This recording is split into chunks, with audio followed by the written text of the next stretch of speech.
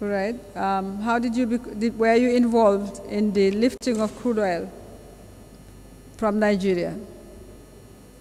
No, I was not really involved. I was called by the president to go to Nigeria, and he gave me a power of attorney, as I said in my statement.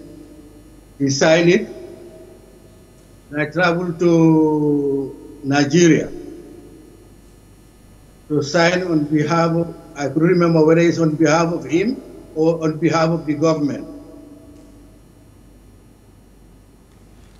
This was in 1996? Can you yes, share ma'am. What month or the date in 1996? I couldn't remember, but I think the date I saw on the letter may be the right one. July. What month did you give? What month? The month I saw on the documents is August. What letter are you referring to? A letter from Dominic Mendy and a power of attorney. That one I couldn't remember very well. What is the date of the letter from Dominic Mendy? 26th August 1996. What is the heading of that letter you're referring to? Power of attorney. Okay. Dominic Mendy was holding which office at the time? He was the Minister of Trade, Industry and Employment. Can you read the document, the power of attorney that you have? Yes, ma'am. Can you read it, please, so that we can... Yes. By power of attorney given on the 26th of August 1996, I, Dominic Mendy, Minister of Trade, Industry and Employment of the Government of the Gambia, hereby appoint Mahamadou B.S. Juwara, Deputy Chief of Protocol,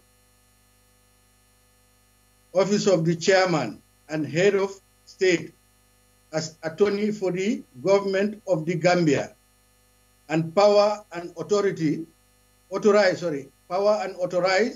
Mahamadou B.S. Juwara to sign the agreement relating to the lifting of oil by a business concern on behalf of the Government of the Gambia on a contract earlier executed between the Government of the Gambia and the Government of Federal Republic of Nigeria. Dominic Mendy, Minister of Trade and Employment, Republic of the Gambia, signed 26 August 1996. Thank you. Mr. Chairman, this is the power of attorney from Exhibit MS-202, tendered by Mrs. Awasisi Sabali. Okay. How did you come by the power? You just said the president gave you a power of attorney. Is that power of attorney connected to this one you have just read out? I think so, but I couldn't remember the exact text of that one. But I think it should be the same. You think it is? I said I think it should be connected. They should be connected. What I would like to know is, did you have a power of attorney different from this one from the ex-president? Did you have another power of attorney from the ex-president? Yeah, I think so. What was this power? What was that power of attorney for? If I could remember, is to go and sign agreement with the government of Nigeria about crude oil. Right. Okay. Continue with your narrative. Yeah, that one I remember. As I said earlier, he called in his office. He asked me to go to Mrs. Johnson's office. That's his personal assistant. Then Mrs. Johnson gave me a document I took it to, he signed them and put it in envelope and sealed them. So that's what I took to Nigeria. Did you go to Nigeria on your own, or were you accompanied? I think I went with Mr. Samuel Sarr. Was there anyone else with you? No, I couldn't remember anybody. Who is Mr. Samuel Sarr? Mr. Samuel Sarr is a businessman who, in Senegal, I think. Did you know him before that time? Before you traveled with him to Nigeria? Yes, I met him accidentally one Sunday afternoon. I was working with my children at Kairaba Hotel. Then I met two gentlemen. One is Omar Ndau from Gamtel. Then we said hello to each other, and he introduced me to this Mr. Samuel Sarr. Then during the conversation, he told me that Samuel Sarr wanted to see the president for 3 months. Sorry, it wasn't possible. We're losing you a little bit. Can you repeat what you said? He said what? Can you repeat what you said? He said Mr. Samuel Sarr wanted to see the president for the past 3 months. But it was impossible. Could you stop for a moment, please? We are having technical problems. Okay, ma'am. Can you repeat what you said? Yes, I said I met Samuel Sarr and with Omar Ndau at Kairaba Beach Hotel one afternoon. It was a Sunday, and Mr. Ndau introduced me to Samuel Sarr. Then from there we greet each other. Then Mr. Ndau told me that this gentleman wanted to see the president or the chairman for the past 3 months, but it was not possible. I said, what happened? He said, he doesn't know. I said, okay. Then the following day, Monday, when I went to the office, I was with the president. I asked him, I said, have you had anybody in the name of Samuel Sarr who wants to see you? He said, yes. He said, yes. I said, then what did you say, sir? He said, well, I don't trust Senegalese. I said, okay. I said, but sometimes when people want to see you, listen to them. You don't know what they have to tell you. And he said, yes, that's true. So at that point, he said, okay, tell him to come tomorrow at 11. Then I called Omar Ndau to inform him that Mr. Sarr had an appointment with the chairman at 11 a.m. Tuesday morning. So that's how I get to know Samuel Sarr. Okay.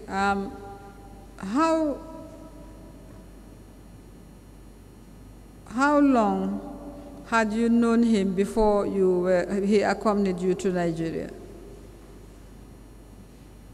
I think not more than a month.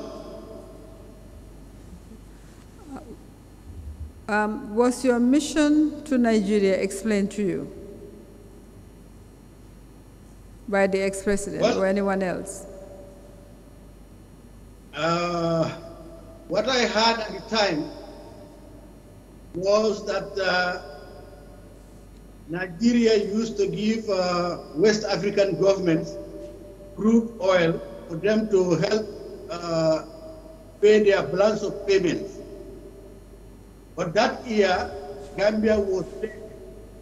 The distribution was already done.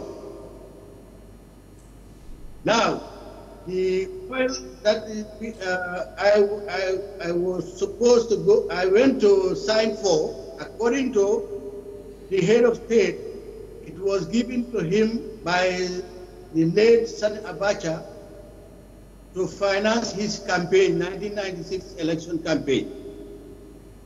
This is what I was told. Who told you this? President.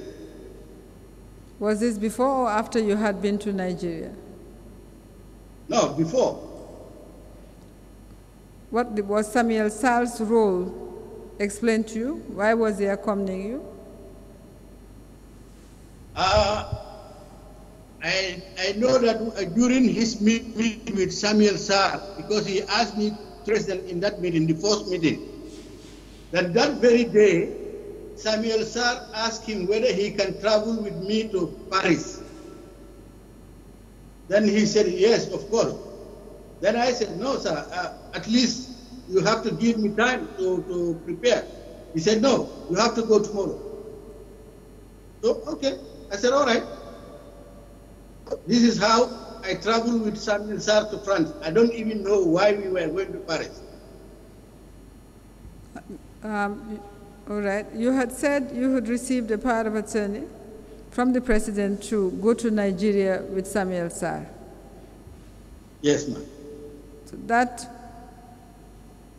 trip to Nigeria was before or after your trip to Paris? It was after our trip to Paris. It was after your trip to Paris? Yes, ma'am. All right. What did you do? What did you go to do in Paris? I don't know exactly, but I think he was trying to help the Gambia through the French government. That was my my understanding, because that time Gambia was under sanction. Okay, so did you have a power of attorney to go to Paris? No, I didn't. Okay, tell us what transpired in Paris, where you went with Mr. Samuel Sar, and what happened. Really, ma'am, when we went to Paris, most of the time I was in the hotel. Then one day Samuel Sar came and he said we have to travel to Niamey, Niger. You have to travel I said, no, I cannot. So can you repeat what you said? Yes, he said we have to go to Niamey, Niger. So in Chad? I don't know the reason. Sorry, which country? Niger. Niger. Okay. Yes. All right, carry on. Then I said, no, I cannot travel to Niger without permission from home. Without? Without permission, authorization. Okay. So I have to contact the head of state. Then he said, well, if he asks you to go with him, go with him. I said, okay, sir. He said I asked you to go with him. Yes, sir. Yes, ma'am. Go with him, okay. I understand. So what happened? You had permission to go to Niger, yes? Did you go to Niger? Yeah, we came back to Dakar, then from Dakar, took Air Afrique flight to Niger. What was the purpose of your trip to Niger? Mama, I know very little about it. The only thing was when we got to Niger, I was given a code, C-O-D-E, to go to the French embassy. Could you stop for a moment? We are having difficulty understanding what he's saying.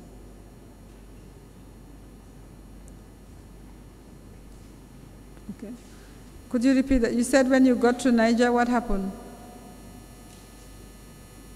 I said we went to, I was given a French embassy. You were given? Code, C-O-D, code. C-O-D-E? Yes, a code. Okay. You were given a code for? To go to the French embassy. What is the code? I don't quite understand. Could you explain? Ma'am, it's just like a cinema. It's just like a cinema. The code, a secret code. A secret code? Yes, ma'am. Okay. What was its purpose? What was the purpose? I went with that code to the French embassy. Then I was asked to go back to my hotel and wait. Right, what happened? Then somebody came to my hotel and to confirm that whether I am Amadou B. Juara. I said, yes, I am. He said, okay, I'll come back at 3 o'clock. The person came back at 3 o'clock with a suitcase. And when he came with the suitcase, he opened the suitcase. There were savers inside, safe front. Then he said, well, that's it. I've never seen you. You have never seen me. Good luck. That is it. Okay. So, later on, I saw Samuel Sir. I said, Samuel, what is this? He said, you don't have to ask questions. Now, what you should think, how do you get this money out of Niamey to Gambia? Sorry. I said, all right. Can you stop for a moment? We'll just need you to repeat that part of your evidence. Can we proceed? Yes. Mr. Juara, can you repeat what Mr. Samuel Sarr said? I asked Samuel Sarr, what was this for? He said, don't ask questions, just make sure you travel with this money to the Gambia. I said, how would I live, how would I travel with this amount of money, live in this country to Gambia without being arrested? Then he said, that's my problem. I said, okay, fine. Okay. So, through other techniques, I managed to travel by going through the VIP lounge. Sorry, you managed to travel by? Through the VIP lounge. Okay. VIP lounge. By then, the ministers, African ministers of finance were meeting in Niamey. So I seized that opportunity to travel at the same time with them out of Niamey. Okay. Was our Minister of Finance in Niamey? No, it's the Francophone ministers. Francophone ministers. Yes. The gentleman who met with you at the hotel, what nationality was he? I don't know, he's a white man. White as in Caucasian or some other White, race? like French. White, so I didn't hear that. I said white, like a Frenchman. White Frenchman. You did not travel with Samuel Sarr from Niamey? Coming back, yes, of course. When you traveled with him and the suitcase? No, he said he has nothing to do with the suitcase. That's my problem. But we travel on the same flight. And going where? Coming back to the Gambia via Dakar. When the suitcase was handed over to you, was the money in it counted? I think it may be 60 million. CFA. Can you repeat the figure? I said it may be 60 million CFA. 60. Yes, ma'am. 60 CFA francs. Exactly. Okay. So you came back to Gambia with the suitcase. What did you do with the suitcase? I came back, I came to Dakar. I found somebody waiting for me at the Dakar airport from a Gambian, anyway. Okay. So what happened? The person told me, President said I should travel him that night, 3 o'clock, so that we cross by phosphate. Sorry, could you repeat that? You said the person met you at the airport? Yes, and told me that President said I should travel with him back to Banjul via land. By land? Yes, ma'am. Okay. I told the person no, because that was not the arrangement. I would not risk my life for nothing.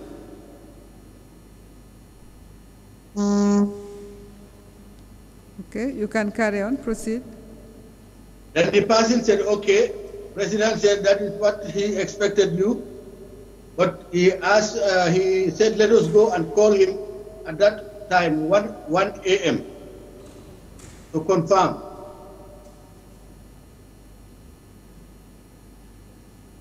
So I called and he said, yes. I said, but this is not safe for me because any third party who knows. Sorry, I'm having difficulty. Yeah. Mr. Juara, I do apologize. We seem to have difficulty understanding what you're saying. Now, you said the person, you said no, that was not the arrangement. You would not travel overland. I got that quite clearly. Now, when you said that, what happened? The person said, we called the president. He called the president. To confirm whether he was the one who authorized that person to come and meet me. Okay. And travel overland. Who called? Did you speak to the president or the person called the president? Now, I spoke to the president. Okay. He confirmed. Okay. Yes, ma'am. Then what happened? 3 o'clock, we left Dakar for Gambia. 3 o'clock. You mean 3 a.m.? 3 a.m., yes, ma'am. You traveled to the Gambia? Yes, ma'am. Yes, tell us, Mr. Juara, we are listening. What happened when you came? On arrival, I hand over the suitcase. That was it. At the end of my mission. Who was the gentleman who met you at Dakar airport? Gambia High Commissioner. The Gambia High Commissioner in Senegal? Yes, ma'am. Who was the Gambia High Commissioner in Senegal at the time? I couldn't remember, but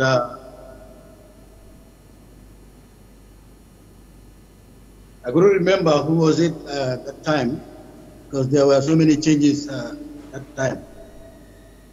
But we are talking about July or August 1996. What month was it in 1996? Oh, I think it may be Joguba. Maybe in?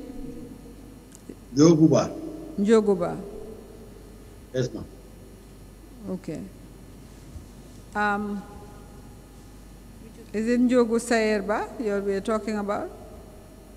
Yes. All right, thank you. You were saying this visit happened before you went to Nigeria. Yes, ma'am. All right. Was there any other visit with Samuel Sarr anywhere before the Nigeria crude oil visit?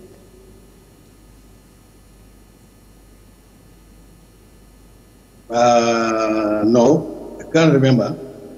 I know that I went to Paris with him two times, maybe. Sorry, repeat that. I said I may have traveled with him to Paris twice.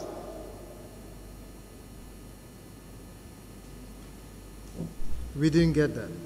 No. And I may have traveled with him twice to Paris. Twice to Paris? Yes, ma'am. All right. Okay, what was, you've told us about one of the trips. What was the other? The other one was about crude oil, the signing. Oh, the other one was about the signing of the crude oil. Yes, ma'am. This was after your trip to Nigeria. Yes, from Nigeria we proceeded to Paris. Okay, tell us about your trip to Nigeria to sign the agreement on the crude oil.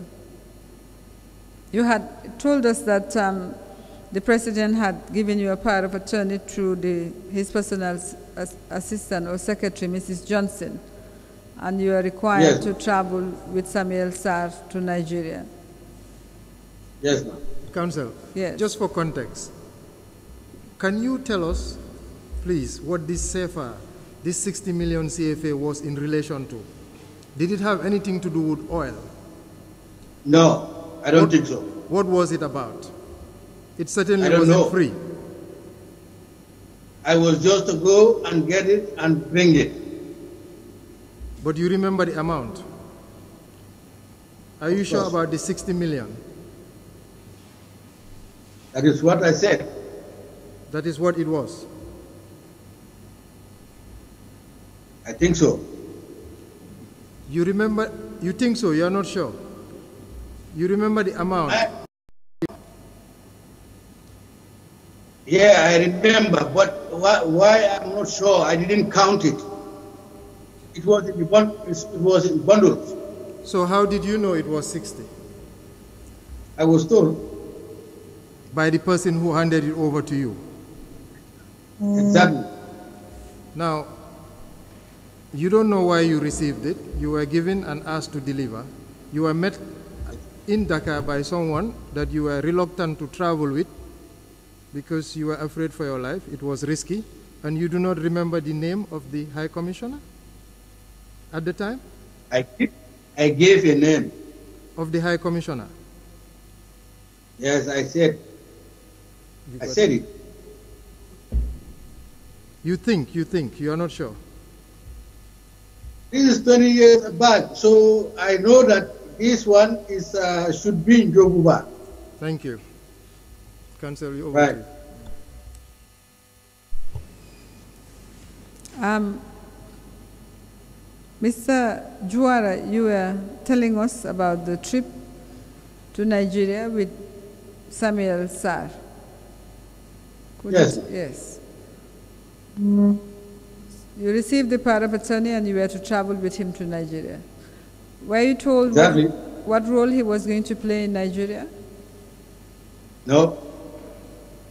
But surely you must have had a discussion with him at some point. Did you know what role he was to play in Nigeria?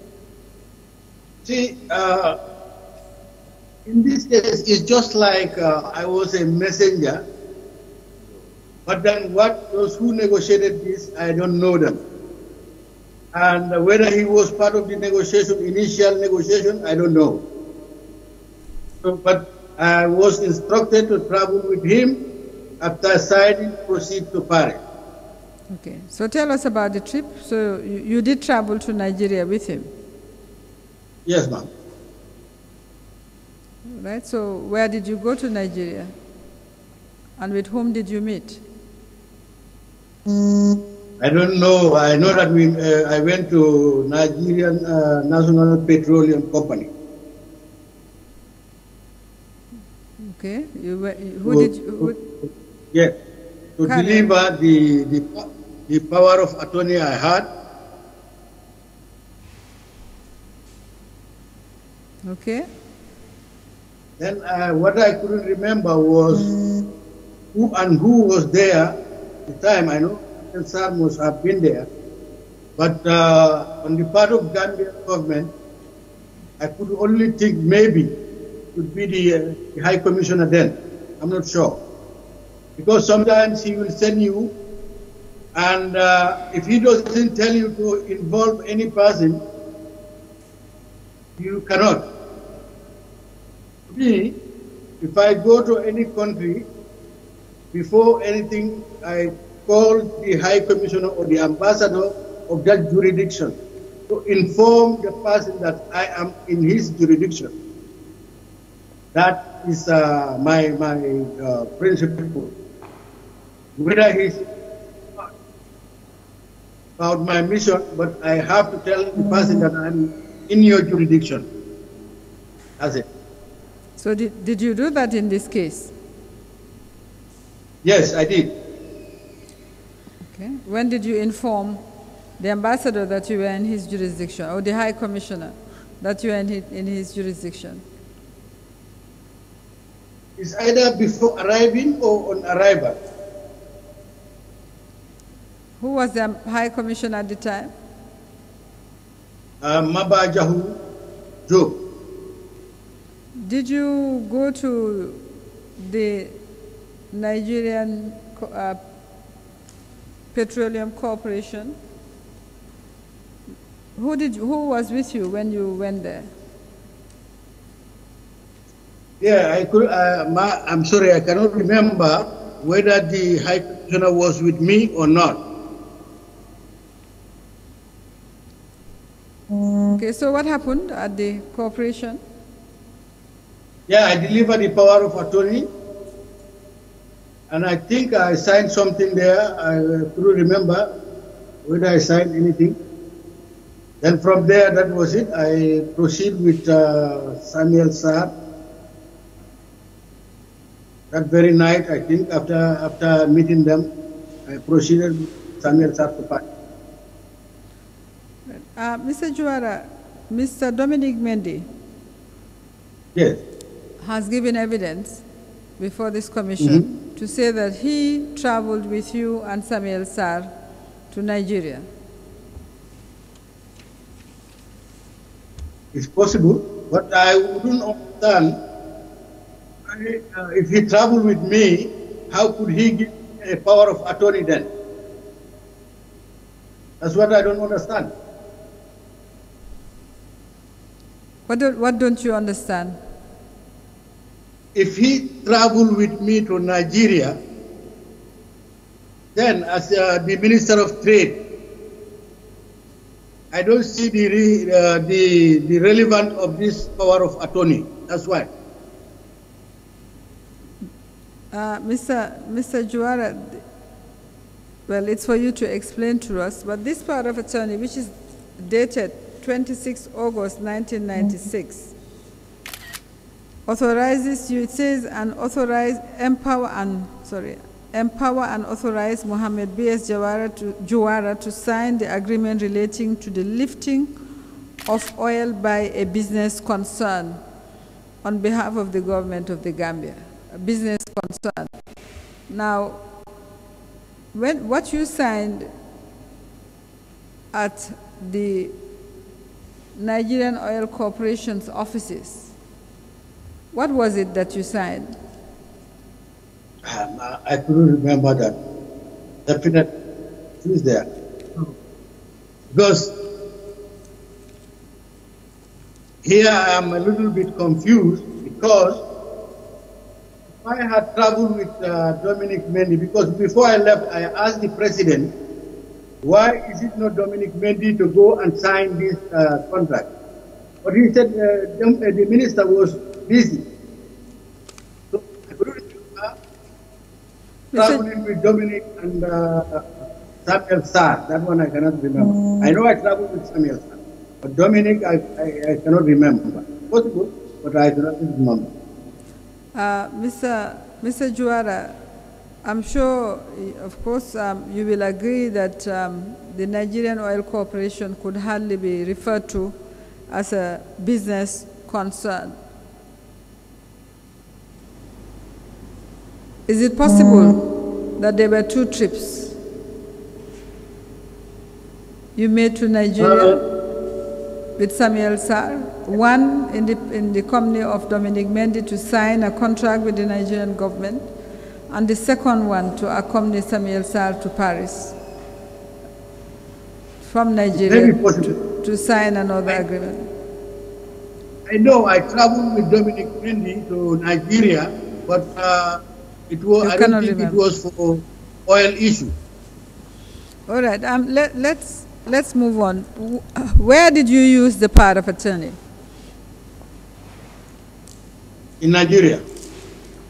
Did you have you signed another agreement in Paris with a company called Chantris Commercial SA Panama? Do you remember? Yes, I think his company's name is Glencoe. Glencoe. Yes, this Glencoe is, Chantris is a subsidiary of Glencoe International. You remember signing that agreement? Yeah, I remember signing that agreement, Glencoe, yes. Did you have a power of attorney to sign that agreement with Glencoe?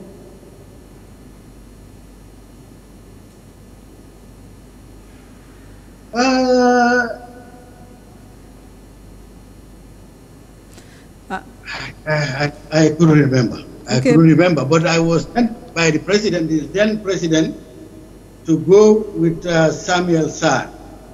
Very well. Tell us what happened when you got to Paris with Samuel Sarr. When I got to Paris, I was virtually in the hotel. Then Samuel Sarr was going up and down, meeting this gentleman, one David Ford, and they were negotiating on prices. So my role there was, if there is a price that is more agreeable, I should call the president and inform him that they said this is the market price today. So if he agrees, they go ahead and sell the oil. That was my role. Yes, tell us what happened and how the agreement, you came to sign the agreement. Well, I think they proposed a price, and that was agreeable to the president. He said, let them go ahead. So I think that's why I signed this thing. What was the agreement for? What was? Okay, I have a copy of an agreement. Yes.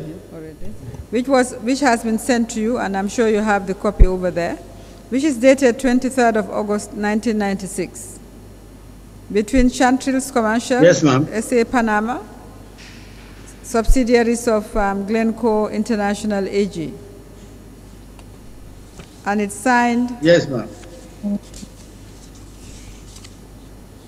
It's signed Muhammad on behalf of the Republic of the Gambia by Muhammad B.S. Juara, Deputy Chief of Protocol, and on behalf of the company David P. Ford, Title Officer.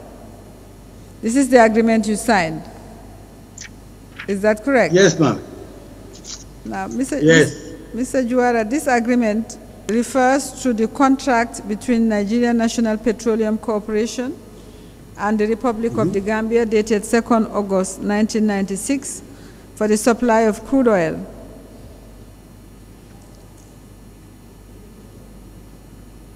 Did you keep a copy of that agreement between Gambia government and the Nigerian National Petroleum Corporation? No, I didn't. I don't think so. Under the agreement between Gambia government and the Nigerian National Petroleum Corporation, how much crude oil was allocated to Gambia for lifting? by Nigeria government? Yeah, ma'am, that's where I will try to clarify. Because for me, the president, as I said earlier, I was there to sign oil for President Jammeh's campaign that was given to him by Abacha. But government to government, what I knew then was that the Gambia was late that particular year to be given oil. So I think, I don't know whether there are two things that are mixed here. I'm not sure. Because I saw a document 1997 also here, 98, so which I don't know exactly how, I was not aware of this completely. Let's talk about the agreement that you signed. If you were, yes, you were sent by the government. One would expect that you would have read the agreement before you signed. So can you explain to the Commission the terms, what you recollect of the terms of that agreement? Well, as I said, I don't know how, there was oil given to the president. I wouldn't say the Gambia government because that was not what I was told. See, I was not part of the negotiation, initial negotiation. So I wouldn't know how many barrels was given to Gambia government. I don't know, ma'am. Mr. Juara, you signed this agreement, and even though it was not negotiated by you, as you said, yes, we expect that you read it before you signed it. I expected also that, well, if I have a full memory, I was just to put my signature on the document, but it is something that has been agreed upon by the superiors. Are you saying you did not read it before you signed it? I may have read it, but I couldn't remember all now.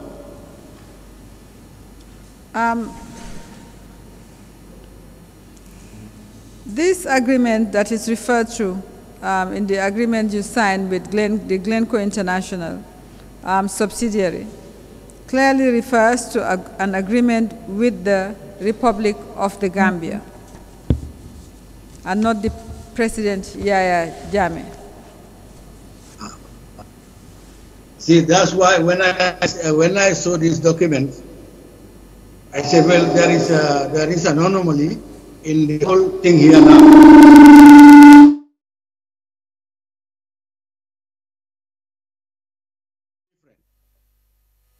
Because I know one thing, if it was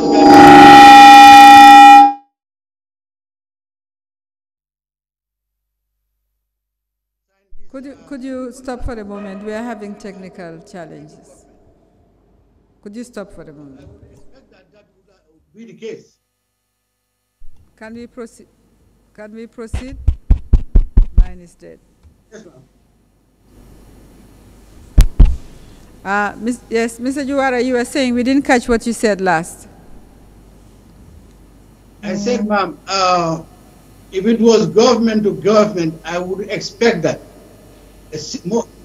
people more senior than me would represent the Gambia government to go and sign this contract. I'm sorry, I have to ask you to repeat that one more time. I said, if it was government to government, then my thinking was there are officers most Mr. Juara to go and sign a contract of oil with government to government. Well, it's you who is saying you signed the contract. Mr. Dominic Mendy said he signed the contract. So maybe you signed as a witness, we don't know, but when we see it, we will know. But in terms of the contents, that's my question. As to the contents of the agreement that you signed, how much oil was allocated to Gambia government according to that agreement? Do you remember? No, I don't remember. Let's look at the second page of that agreement.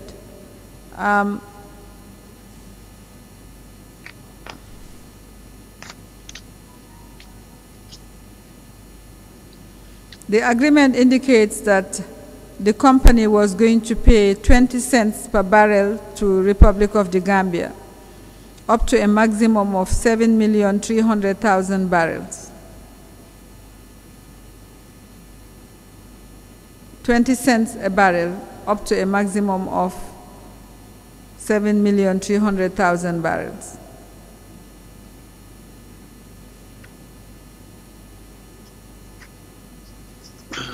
That's clause 4. Clause 4 of the agreement, 4.1. 4.1. Do you see it? Just a second, ma'am.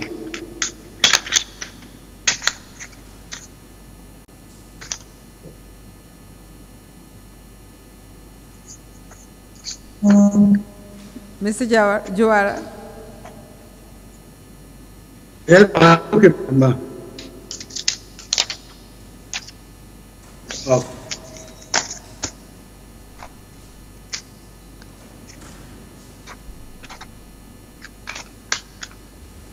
Mr. Jawara? Yeah.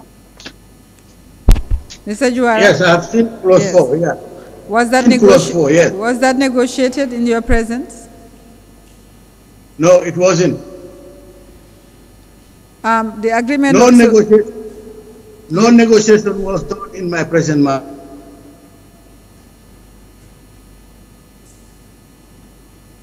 Okay, no negotiation was done in your presence. No. You were in Paris with Mr. Samuel Sarr. Exactly, ma'am. And you were there to sign this agreement. I was there to sign when they have a price that is agreeable to the president to sign. So when did they inform you that you of a price to convey to the president? I did convey that to the president. He gave me green light to go ahead. When they were talking, where were you at the time? You were not with Mr. Samuel Sarr when a price was arrived at? No, they were doing the negotiation. I was at my hotel. In the agreement that you signed, the president was to receive a prepayment, which is an advance of $900,000.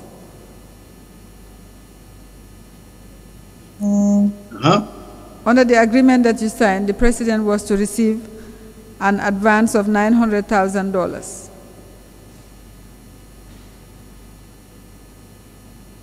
According to clause 4.2 of the agreement. Can you tell us anything about that? No, I don't know anything about that, ma'am. Now, as I said in my, sorry, ma'am, as I said in my statement, whatever negotiation that was done, when I signed the agreement, when the president agreed on the price, that was almost the end of my role. The rest was taken over by Samuel Sarr. That's why I said maybe Samuel Sarr can shed more light on this issue than me. So I am I signed it for president. Yes, agree to that. The rest. Mr. Jawara, the payments were to be made into a Swiss bank account with United Overseas Bank at 11 Quai de Berge, 1211 Geneva, Switzerland. I'm sure you noted that before you signed, that the money was to be paid into a Swiss bank account. Yeah, but I don't know who owns that bank account. Are you signatory to that bank account? No. Can you tell us what you know about this bank account? I don't know anything about this bank account, ma'am, to be honest. Do you know of transactions from this bank account? No, ma'am. What did Mr. Samuel Sarr tell you about the arrangement for the monies? Because I'm sure, as I said, you noted the bank account, and as you have admitted. What did he tell you about the arrangements about this money in relation to the document that you were signing? As I said, ma'am, after the signing, I returned back home. And from there, I was asked to open a bank account in the Gambia, the president, which I did. And he asked me to send that bank account number to Samuel Sarr in Paris, which I did. Okay. Where did you open the bank account for the president? BICI, then. Can you repeat the name of the bank? BICI. Okay. The current mega bank. I think that they are no longer in Gambia. That's fine. Yeah. In whose name was the bank account open?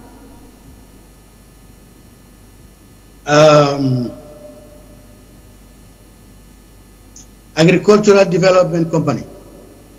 Agricultural Development Company. Yes, ma'am. What is this company? Can you tell us about it?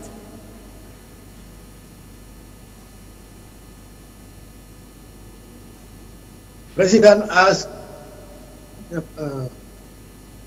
I don't know with who, but I was part of the transaction to register a company for, he said it's for his farming activities.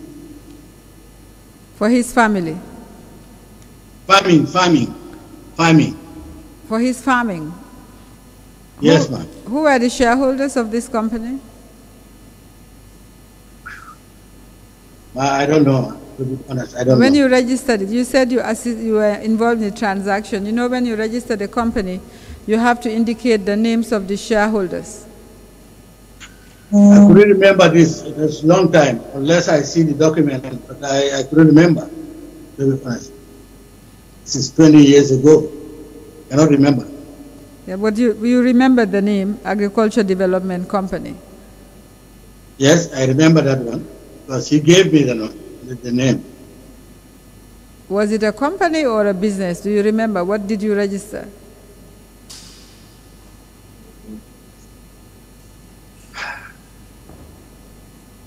I don't know what exactly I registered. I don't want to tell you something that is not true. Unless I see the Certainly, document. we don't want you to tell us something that is not true. Did anyone sign the documents that you prepared? Apart from yourself, did anyone sign the documents that you prepared? I'm sure somebody would have signed. I'm sure. I don't know who. I couldn't remember. Did you go to a lawyer to have these documents prepared? I didn't go to any lawyer. No, I don't think so. Where did you go to have the documents prepared for the registration of the company?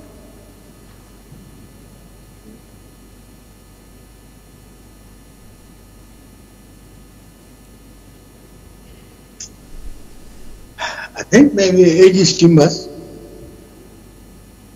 But this one, really, I cannot remember, though, because I'm not sure whether some of his family members were involved.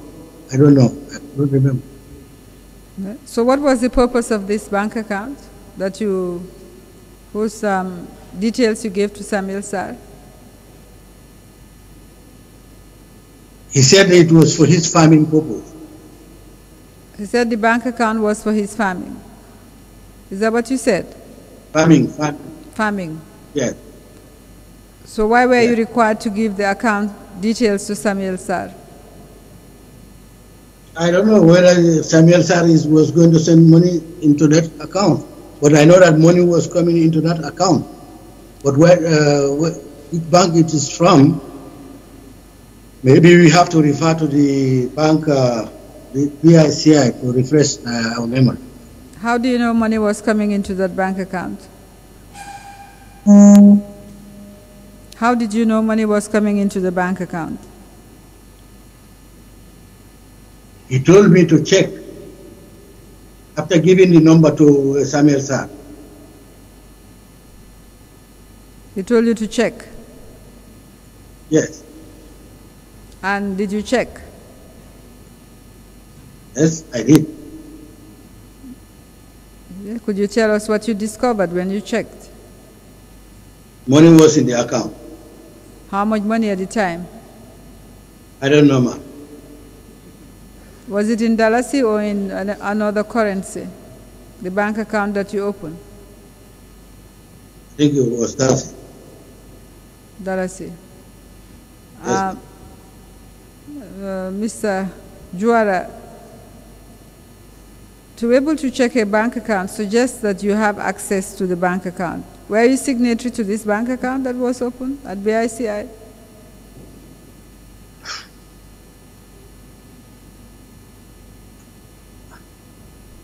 I think at a certain point I was.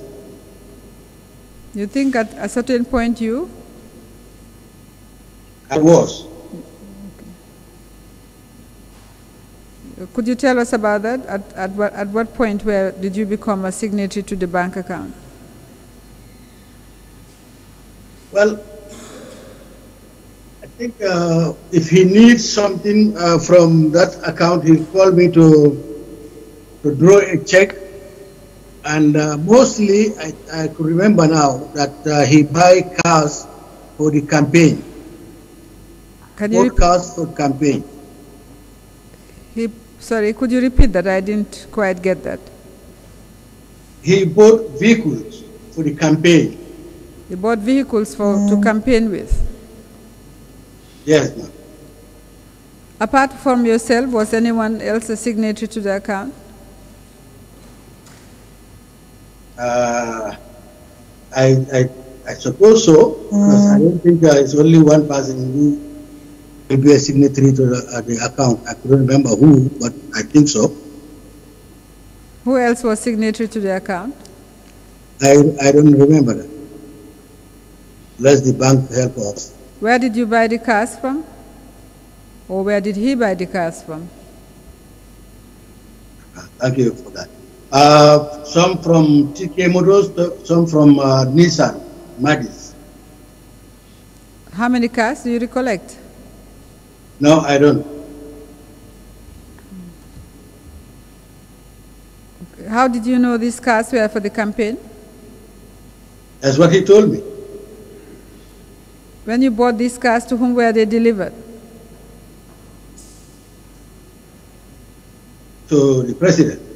Then the president, the former president. Who else knew about this bank account at BICI? Maybe the Kujabi family, I'm not sure. Sorry, I said maybe the Kujabi family. Who? His relatives. The Kujabi family.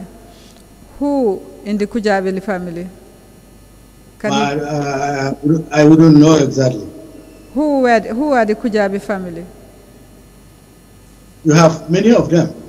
Yeah, tell us the ones you know and the ones you dealt with. I didn't say I dealt with. I know that Kujabi family, you have Abla Kujabi, James Kujabi, and Sumana Kujabi. Those were his cousins, I think, that time, according to him. Those were the persons you? No, I said those are his family relatives, according to him. So why did you believe that the Kujabis knew about this bank account?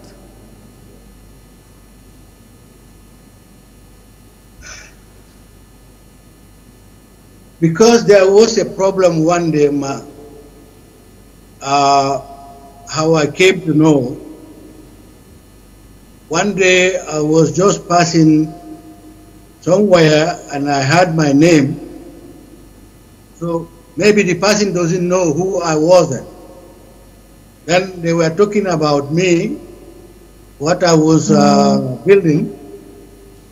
Then I knew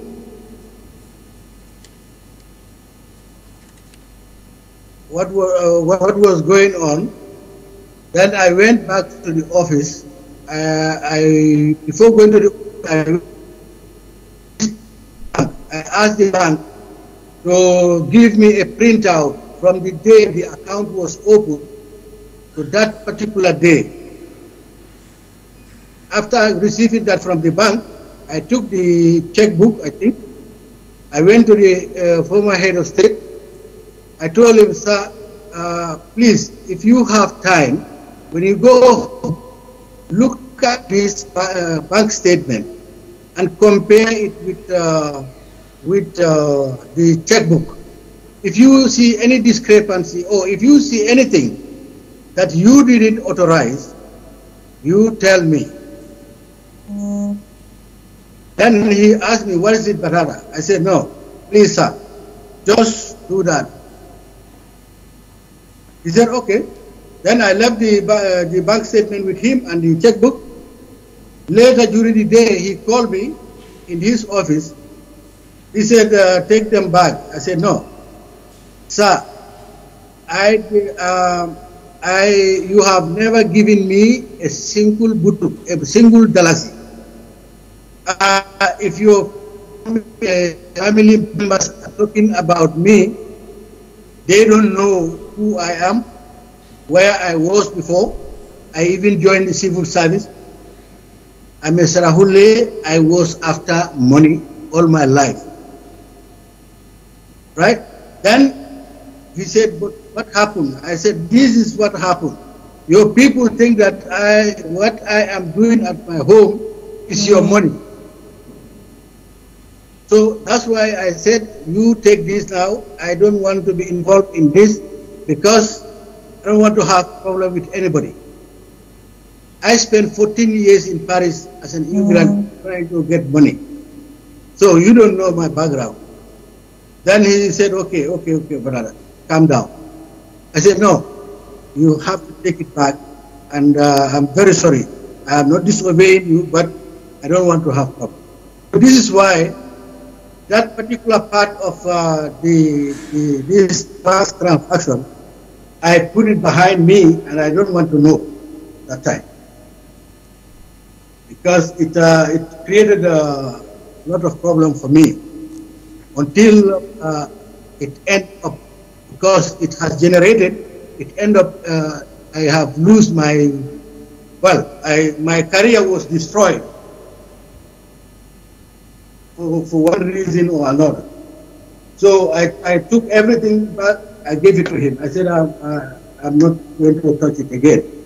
So, but make sure that you are satisfied with what has been withdrawn from the account is from your own instruction. That's why that part of this particular bank account, that's why I said at a given time, yes.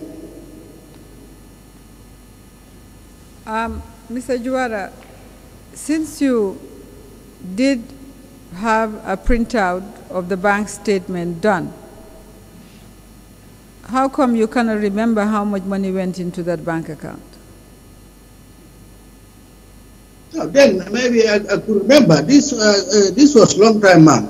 I could not remember now exactly. But I knew that money was coming into the bank account, but I could not definitely give you a wrong figure. Approximately how much money went into that bank account? You are a signatory, you opened it, you are a signatory, you printed out the statement. The bank printed out the statement and I took it to him, but I don't know exactly. Sorry. Was it a dollar account or a euro account? Dalasi account. Dalasi account. Thank you. Yes. Mr. What happened to the bank account after? When did you hand over, by the way, so that we at least have some idea about what period we are talking about? When did you hand back the bank's statement to him?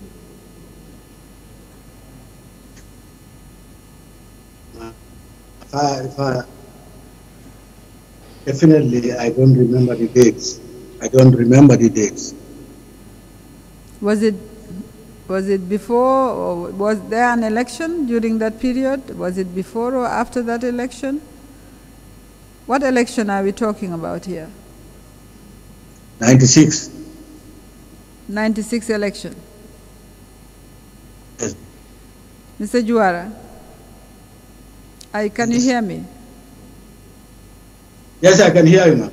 You made reference to an election. What election are we talking about? 96 election. 96 election. Yes, ma'am.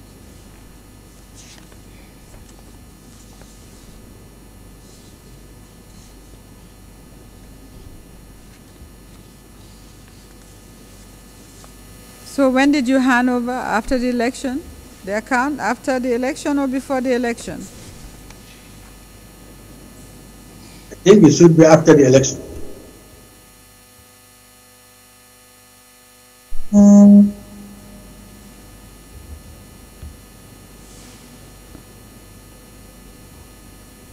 Going back to your career, Mr. Juara, you were Deputy Chief of Protocol at this time. Could you just remind us, when did you leave that office of Deputy Chief of Protocol? My service was terminated in 2007. So you remained Deputy Chief of Protocol up to 2007? Yes, ma'am. You were not promoted during this period to Chief of Protocol? No, I acted as Chief of Protocol at a given time when Mauro Kuro was sick. What else did you handle for the President during this period? In terms of money or resources, movement of resources? No, that's all. In 2002, there was another agreement to lift oil from Nigeria. I'm not aware of that. You are not aware of that? No, ma'am. You were in the office of the President from 1996 to 2007? No, at a given time, when things were going wrong, then I asked the Secretary General to transfer me. But then he said no, because he would not agree, the President would not agree. So what they did was, because I have been on one position over 7 years, so now they decided to promote me on grade 12 and send me as a governor of North Bank region from 2004 to 2006, I think. And from 2006 to 7, when you were terminated? 2006, they brought me back for this AU summit. Then I went to the Foreign Ministry as Director of Protocol. All right. I have no further questions for Mr. Batata on this. Mr. Juara. I'll apply it. Okay. Sorry, Council. No, Mr. go ahead, Juara, Mr. on the help, you talked about President Abacha, ex-President Abacha, helping President Jammeh for his political career. While you were at the office of the President, were you aware of ex-President Jammeh doing a similar thing to other presidents, helping them in their political career? I'm not aware of it. Sorry? I'm not aware of it. You're not aware? I said I'm not aware of it. Okay. Do you realize that when presidents do that, they do it by cash? And as far as we know, ex-President Abacha was more powerful than ex-President Jammeh and had more money. So if he really wanted to help President Jammeh, he could have given him cash directly. And he may have done that. Why do you think you needed a contract, an official power of attorney for political help and not cash directly? So, as I said earlier, I was not part of that negotiation. Whatever happened, I was told that is what I repeated here today. But the rest, I don't know. This is between head of state and head of. When you accepted the power of attorney, you were acting on behalf of the government of the Gambia. It was in an official capacity. It wasn't for personal help between two heads of states. When you signed that document, you also did it in the name of the government of the Gambia. Well, in one way, yes, as a civil servant, but in another way, the head of state told me what it was exactly, and that is what I repeated here. So that's why I said I don't know. Mr. Juara, as far as you know, from your missions, and the errands you've run, do you believe ex-President Jammeh diverted any funds that were meant for Gambia for his personal use?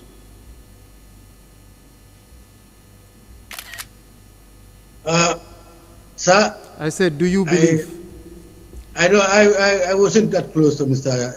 The President Jammeh to know that. Yes or no? No. You didn't help in diverting any funds that were destined for Gambia for his use? No, sir. Thank you. Just one question, Mr. Juara.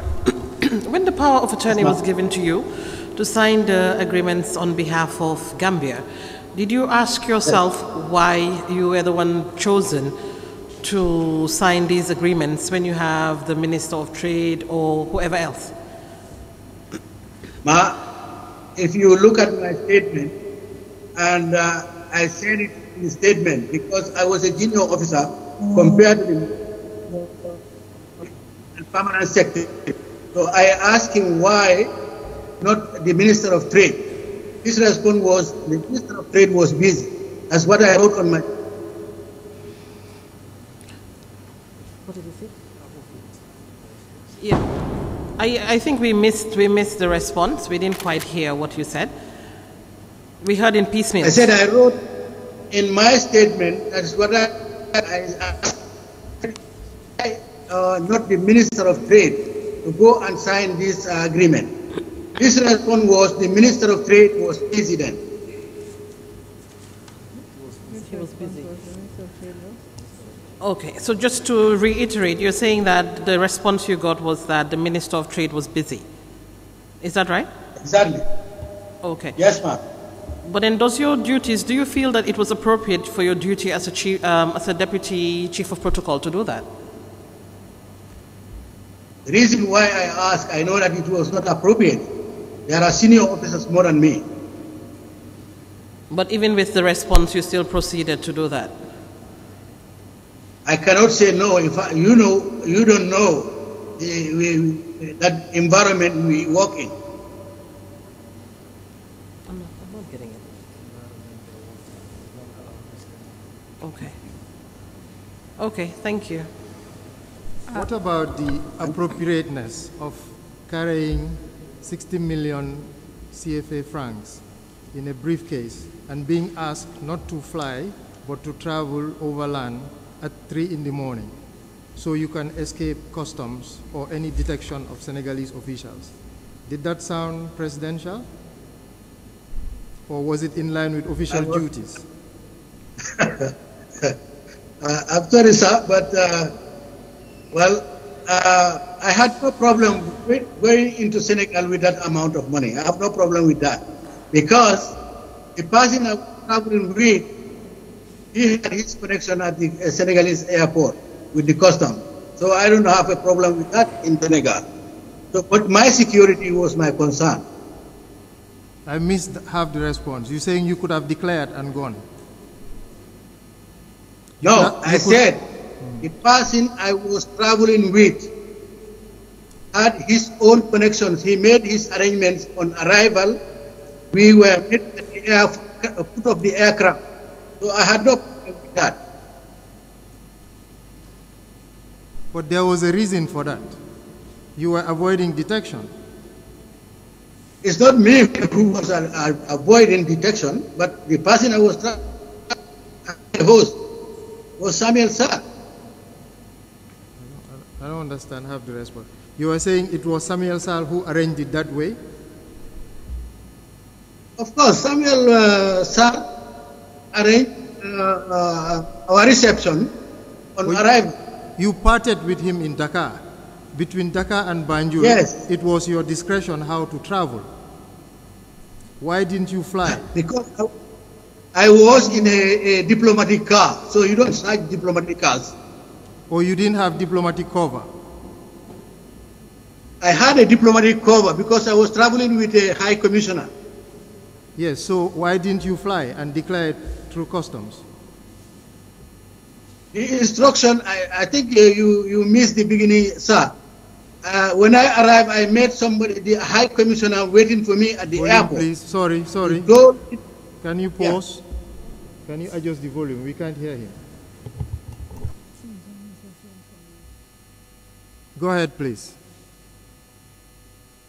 I said, when I arrived in Dakar, I met the high commissioner waiting for me. He told me that the president said I should travel with him by land from 3 o'clock and cross with the first ferry. Now, that's precisely the point. Why do you think he asked you to do that? Because upon declaration, you wouldn't know the reason why you were given the suitcase or briefcase of money. If you had the reasons, you would have declared them to the customs. I don't know his. Sorry? Why were you given that money? Mr. Juara, did you get me? You said he has his reasons. I said I don't know those reasons. Yeah, but those were precisely the reasons you should have given customs to be able to fly. You only drove because you didn't have those reasons. And you risked that money being seized. I don't think so. So why did you drive instead of flying? It wasn't just about following instructions. When the High Commissioner told you, when the High Commissioner told you to drive, you protested. You said no. You had to call to get clearance. Yes. Why did because you do that? before I left, I paid my hotel for my return. So for me, on arrival in Dakar, I will go to my hotel until the following day. So, but when I met the High Commissioner at the airport, he told me what the president said. But not that alone. He said, President said, anyway, you call him when you arrive here. So I made that call. Then the president told me, yes, he instructed the High Commissioner to go and meet me. I said, I told him, sir, but there is a risk. I've missed half of your answers. But my point here, Mr. Juara, if you flew from Niamey to Dakar with that amount of cash and you went through customs, it shouldn't be a problem to do the same thing between Dakar and Banjul. There was a reason why you were asked to travel by land. Can you tell us I don't know that reason. You don't remember the reason? I don't know the reason. I don't know the reason. And we're telling you it's because probably you couldn't declare to customs why you had that amount of money. Was that money for the Gambia or for His Excellency, the former president? Sir, the Commissioner. Yes, please help us. We are trying to find answers. One thing you should understand also, I was covered diplomatically. I had a diplomatic passport with me. So that covers me to avoid search. It covered you from being searched? Yes. So there was nothing to be afraid of? No. Why did you then choose 6 hours over 30 minutes? I didn't choose. I was asked to. You were ordered. It was a directive. Exactly. And you didn't think the directive was because you were hiding something? No. Thank you. It was very Thank you, normal. sir. It was normal to choose driving over flying. Well, it was not my choice. Mr. Jawara, just one last question from myself. We've Yes. heard, based on what you've mentioned to us today, you've given us a lot of evidence about some of the errands you carried out for ex-President Jammeh. Do you feel, in your opinion, did you aid and abet President Jammeh in some of these questionable activities that you did for him? For me, I was serving my country. You were serving? You were serving your country? I was serving my country. You said you were serving your country? Yes, ma'am. Thank you. Mr. Chairman, may I, whilst the witness is testifying, applied to have admitted the statement which he emailed to us as an attachment.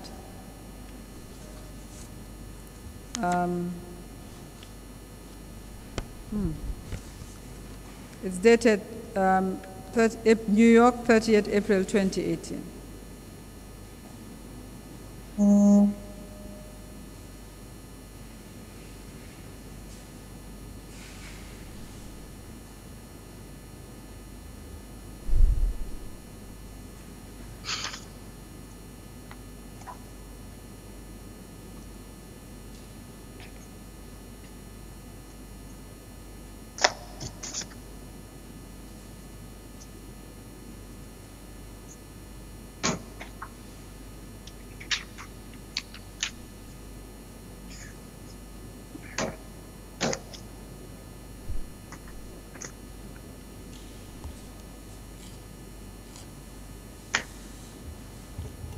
Where's the other copy?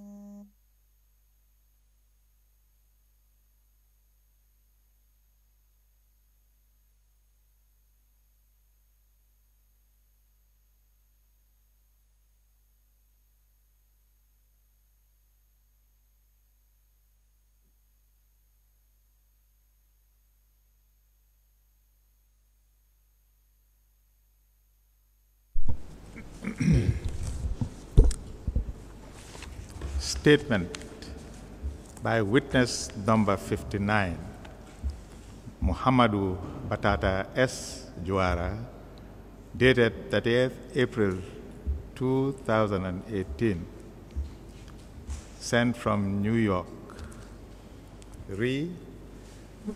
Nigeria crude oil. Admitted mark MS 205. Thank you, Mr. Chairman. Mr. Chairman, just 2 questions. Mr. Juara, did you meet President Sani Abacha? Yes, I did. Did you meet President Sani Abacha? I didn't get your answer. Yes, I did. Could you tell us about it?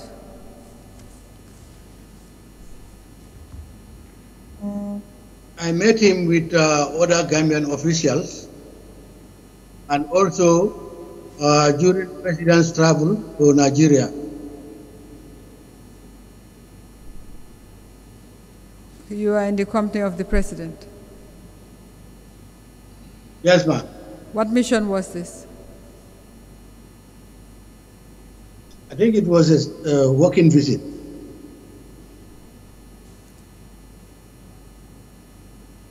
Did the President send you on mission to Sani Abacha? Yes, he did. Okay, what was the mission? The mission was to arrange for training of our plainclothes security. Sorry, can you repeat it? We didn't quite get it. For the training of close protection unit. For the training of the? Close protection. Close connection. Protection. Protection. What is this close protection? It's bodyguards. Bodyguard. Bodyguards for President Jammeh. Yes, ma'am. Okay, so what happened? What was the outcome of your mission? It was successful. It was? It was successful. Did Sani Abacha send you back to the President with anything? No, ma'am. Mr. Juara, what other missions did you do for the President which required for you to land in the airport in a plane? In a plane? Yes. Which plane?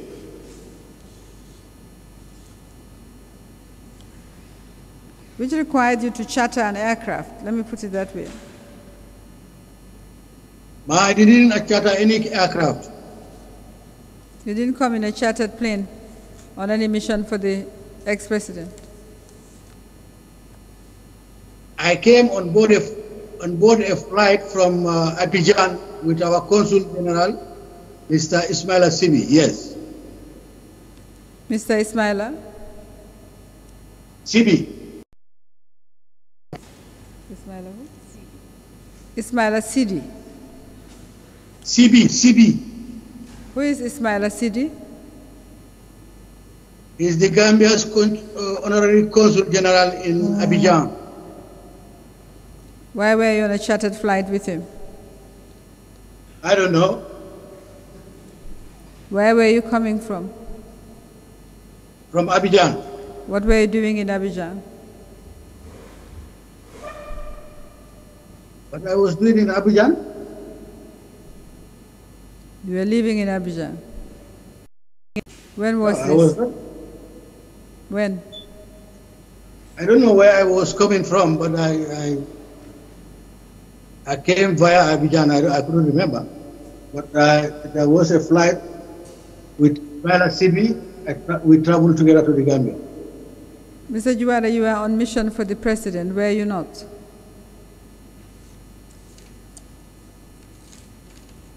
It could be. It could be because I remember going to Abidjan because the rebel, it has a connection with the former rebel Kukwe Sambasanya.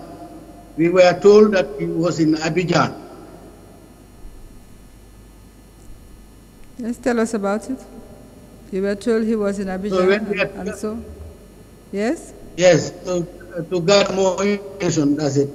I went with, I think, somebody from the NIA. To do what, precisely?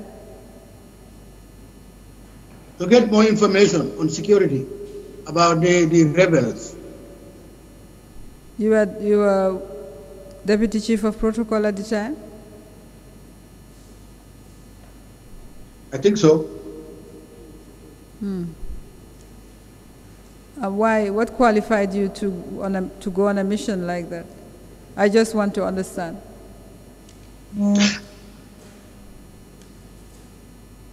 Diplomats are trained in so many ways. We not only train as a diplomat is trained in so many ways. Collection of information, gathering of information, is part of our daily profession. Mr. Juara, what were you carrying that necessitated the chartering of a plane from Abidjan? I was not carrying anything. I didn't charter any flight. I was traveling with the honorary consul of the Gambia. He was coming to see the president. Okay, what was he carrying that necessitated coming on a private flight? I don't know. I don't know, ma'am. Who was the NIA operative with whom you traveled?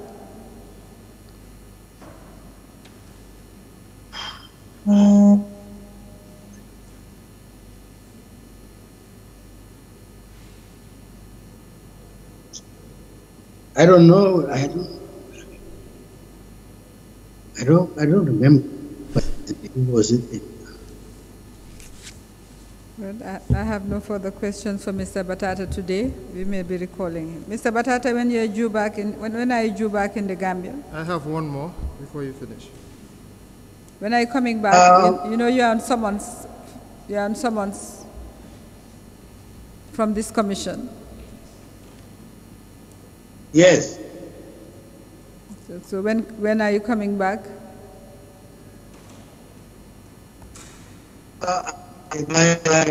My return leg was expected in December, 9th of December.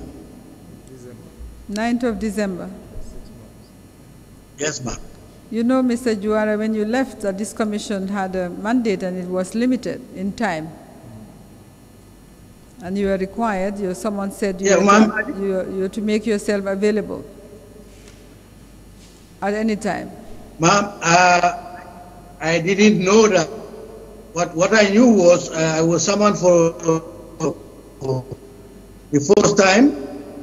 I thought that was it. And I was have a limit. Can I be outside the country? That's why I came back without. If I knew that, yes, we cannot. Can you pause? We cannot understand anything you're saying. The line is breaking. Yeah. Yes. Can you repeat what you said? I said I didn't know that I would be recalled.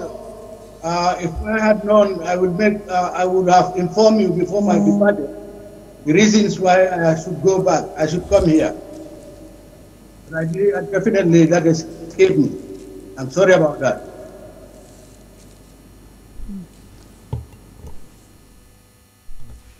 Mr. Juara, in your statement, yes. In your statement, you said ex-President Jammeh has been hunting you after he terminated your service. Could you share with this commission why he would be hunting you when you said clearly, and you are under oath, that you are serving your country? Do you also believe that by helping us in this inquiry, you are serving your country? That is why I'm doing it. And thank you for your presence. Could you tell us why he was hunting you? Yeah, I really don't know exactly, but I know one thing, Mr. President Jammeh has so many ways of doing things. So people he doesn't, or he's scared to talk about something that he. So I don't know. I was going away from him. Okay, you were running away from him. He wasn't hunting you. Normally, somebody being hunted is somebody who has something valuable that the hunter requires. Do you have anything that the ex-president wants from you and has not been able to get?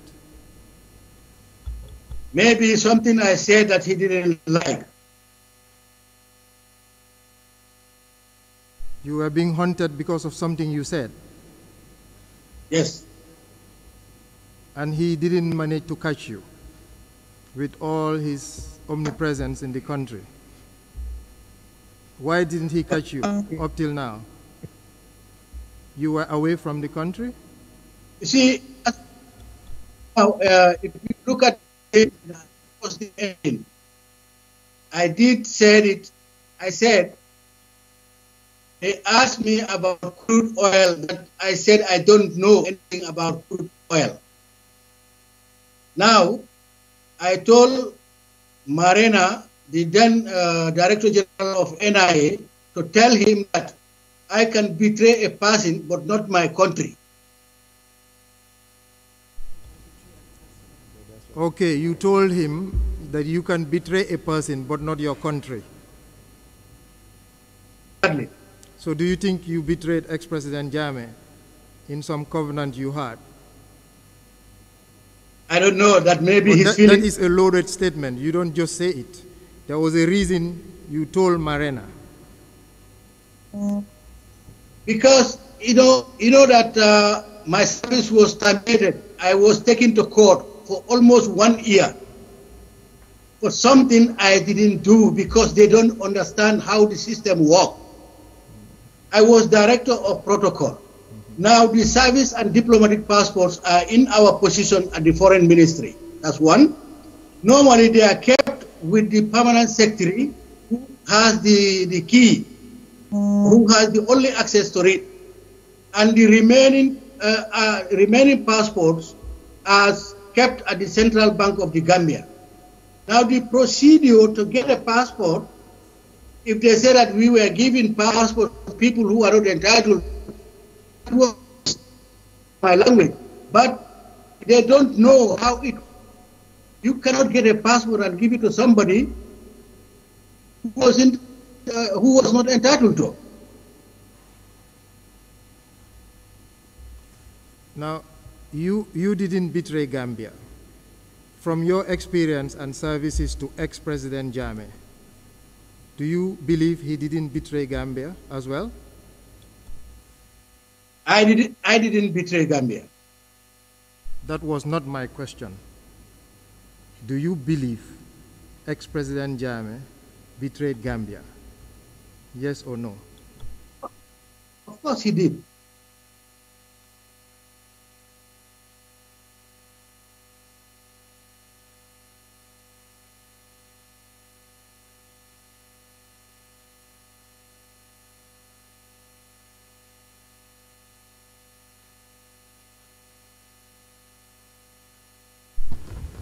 Very well. Thank you very much, Mr. Juara. Thank you, sir. All right, we'll rise and we'll be back tomorrow at 10 o'clock.